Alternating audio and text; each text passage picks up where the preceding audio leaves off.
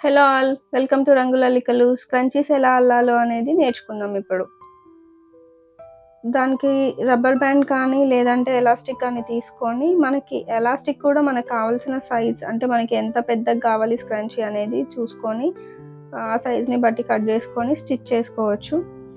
ఇట్లా సూదితో కానీ లేదంటే మిషన్ మీద అయినా సరే ఏదో విధంగా స్టిచ్ చేసి ఎక్కువ రోజులు ఉంటుంది దానివల్ల. అయితే ఇప్పుడు మనకు కావాల్సిన యాన్ తీసుకొని స్లిప్ నాట్ వేసుకోవాలి. ఇప్పుడు స్లిప్ నాట్ నార్మల్గా వేస్తాం కదా, ఇప్పుడు మనం ఏం చేస్తామంటే ఆ ఎలాస్టిక్ని పెట్టి స్లిప్ నాట్ వేస్తాం. అప్పుడు ఇంకా అది ఊడిపోకుండా ఉంటుంది, అంటే మనం దాని చుట్టూ అల్లుతుంటాం కాబట్టి దానికి వేయాలి. మనం దీనికి ఇప్పుడు సింగిల్ క్రోషేలో అల్లాలి. మినిమం ఒక 50 to 60 పడతాయి మనం సెలెక్ట్ చేసుకున్న ఎలాస్టిక్ లెంత్ని బట్టి.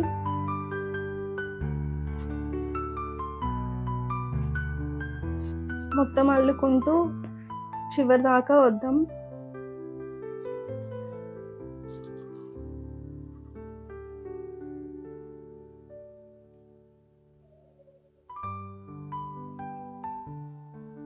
అల్లేటప్పుడు మనం ఆ తోకని కూడా అందులో పెట్టి అల్లడం వల్ల కొంచెం గట్టిగా ఉంటుంది, ఊరికే బయటికి వచ్చి డిస్టర్బ్ అవ్వకుండా మనకి.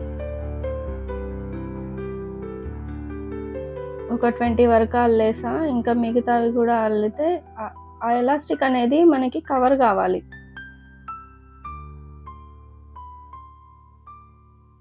ఇప్పటి వరకు ఒక 30 వరకు వచ్చిందనమాట.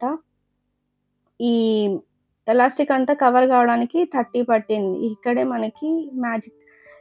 ఒక్కసారి అది ఇట్లా గుంజితే మనకి ఎలాస్టిక్ అనేది కనిపిస్తుంది. సో ఇంకొక 20 అల్లాలి మనకి, ఆ ఎలాస్టిక్ అనేది కనపడకూడదు. సో ఇంకా దాంట్లో ఇంకా 20 పడతాయి. సో మనం అట్లా గుంజుకుంటూ, అంటే మనకి ఆ ఎలాస్టిక్ అనేది ఇట్లా గుంజినా సరే కనపడకుండా ఆ యాన్ అనేది కవర్ చేసే వరకు మనం అల్లుతూ రావాలి. కొంచెం కొంచెంగా ఇట్లా గుంజుకుంటూ, అంటే ఎంత సరిపోతుంది, ఇంకా ఎన్ని పడతాయి అనేది మనకు ఒక ఐడియా వస్తుంది. ఒక మినిమం అయితే ఒక 50 to 60 వరకు పడతాయి. నాకైతే ఒక 60 పట్టినాయి. మీరు సెలెక్ట్ చేసుకున్న దాన్ని బట్టి మీకు ఎంత పడుతున్నాయి అనేది, ఎన్ని సింగిల్ క్రోషేలు పడతాయి అనేది మన ఇష్టం చూసుకోవాలి. ఇక్కడ మొత్తం సింగిల్ క్రోషేస్ అల్లాక దీన్ని ఇంకా ఏం చేయాలి అంటే మొత్తం ఒకసారి చెక్ చేసుకోవాలి మనము. యాన్ అనేది ఇట్లా కనిపిస్తుందా లేదా, మరి అట్లని ఊరికే మొత్తం అల్లుకుంటూ వచ్చినా సరే అది ఎలాస్టిక్ అనేది సాగుతూ పోతుంది. సో కొంచెం లిమిట్ చూసుకొని అంతవరకే అల్లాలి. ఇప్పుడు ఈ మొత్తం అయిపోయింది కదా అల్లడము, దానికి స్లిప్ స్టిచ్ చేసుకోవాలి. దాని ముందు స్లిప్ స్టిచ్ చేసుకునే ముందు ఫస్ట్ ఈ ఉన్నాయి కదా ఈ సింగిల్ క్రోషేలు అన్ని ఇట్లా వంకర తిరిగిపోతాయి. వాటన్నిటిని సరి చేసుకుంటూ ఇట్లా ఒక వేలు, అంటే ఒక వైపే అల్లిన ఈ సింగిల్ క్రోషే అల్లినాక ఈ పైన ఇవి ఉంటాయి కదా చైన్స్, అవి పైకి కనిపించేటట్టు ఈ ఎలాస్టిక్ ఉన్నదంతా ఒకవైపు, అదంతా ఒకవైపు వచ్చేలాగా మనం చూసుకోవాలి. ఇప్పుడు చూడండి, నాకు ఎలాస్టిక్ అనేది కనిపించట్లేదు. సో ఇప్పుడు మళ్ళీ ఆ స్లిప్ స్టిచ్ చేసుకొని నెక్స్ట్ రౌండ్, అంటే నెక్స్ట్ రో అల్లుకోవాలన్నమాట.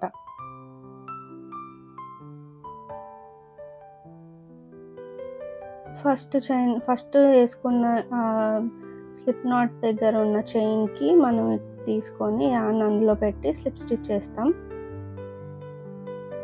ఇప్పుడు చూడటానికి ఇట్లా కనిపిస్తుంది కదా. ఇప్పుడు మనం ఏం చేస్తామంటే ఒక 4 చైన్స్ అల్లుకొని 4 చైన్స్ అల్లుకున్న తర్వాత ట్రిపుల్ క్రాషేస్ అల్లాలి.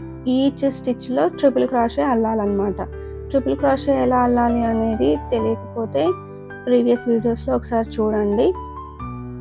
హుక్కి ఒక 3 times చుట్టుకొని యాన్ని 3 times చుట్టి సింగిల్ క్రాషేలోని ఒక చైన్కి పెట్టి మనము 3 times లూప్ని బయటికి తీస్తామన్నమాట ట్రిపుల్ క్రాషే.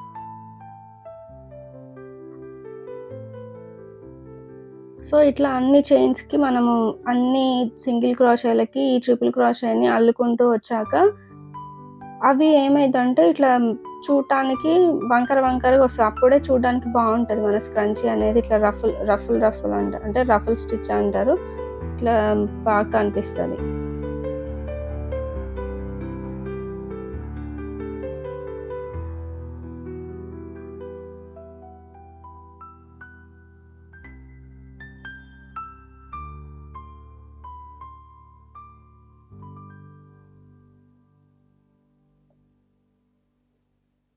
ఇక్కడ మనం సింగిల్ క్రోషేలు కానీ లేదంటే డబుల్ క్రోషే అయినా కూడా అల్లుకోవచ్చు. మన చాయిస్ అది.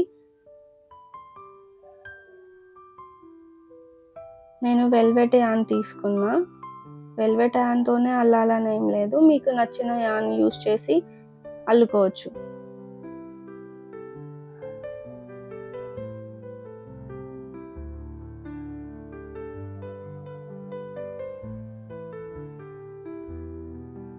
ఇక్కడ నేను ఫార్వర్డ్ చేశా. ఎందుకంటే లెంతీ ప్రాసెస్ అని చెప్పి. మీకు ఆల్రెడీ ఒకవేళ ఇది అర్థం కాకపోతే ఒక్కసారి వెనకకి వెళ్ళి నా ప్రీవియస్ వీడియోస్లలో ట్రిపుల్ క్రోషే ఎలా అల్లాలి అనేది నేను చూపించాను.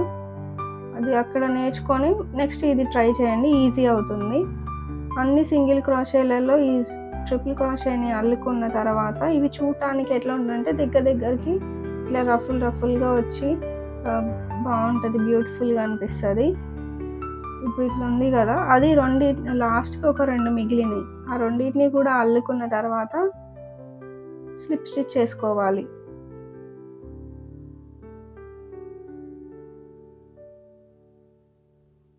One,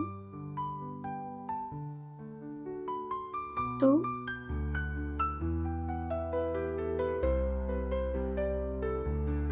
3, లాస్ట్ది ఇంకా.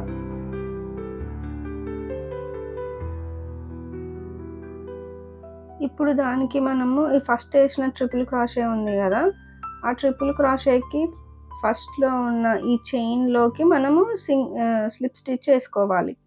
ఈ ఫస్ట్ ట్రిపుల్ క్రోషేకి పైన ఉన్న చైన్లో స్లిప్ స్టిచ్ చేసుకొని ఈ రెండింటిని జాయిన్ చేస్తాం.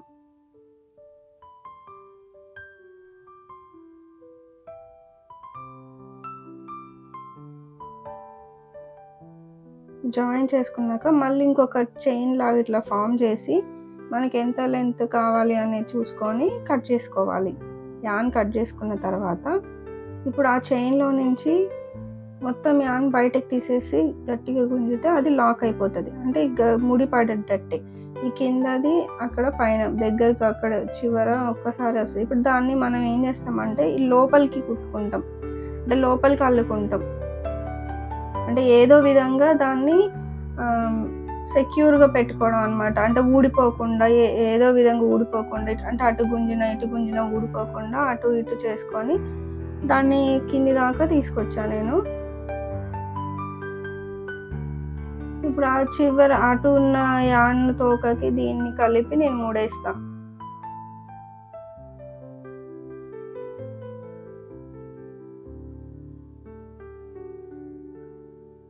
మూడేసి అదొకసారి ఎలా ఉంది అనేది మనకి అర్థమవుతుంది. గుంజుతున్న మనం యూజ్ చేసేటప్పుడు ప్రాబ్లం అవ్వకుండా ఉండడం కోసం గట్టిగా ఇట్లా ఒకసారి చెక్ చేసుకొని ఆ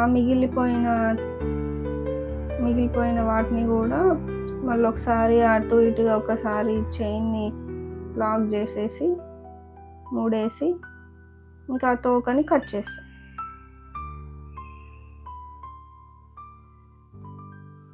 నీట్గా ఇంకా ఎక్కడైనా ఏమన్నా బయటికి వెళ్ళినట్లు, అంటే ఏదన్నా తోకల్లాగా ఇంకేమన్నా కనిపిస్తే వాటిని కూడా కట్ చేసుకొని అయిపోయింది స్క్రంచీ.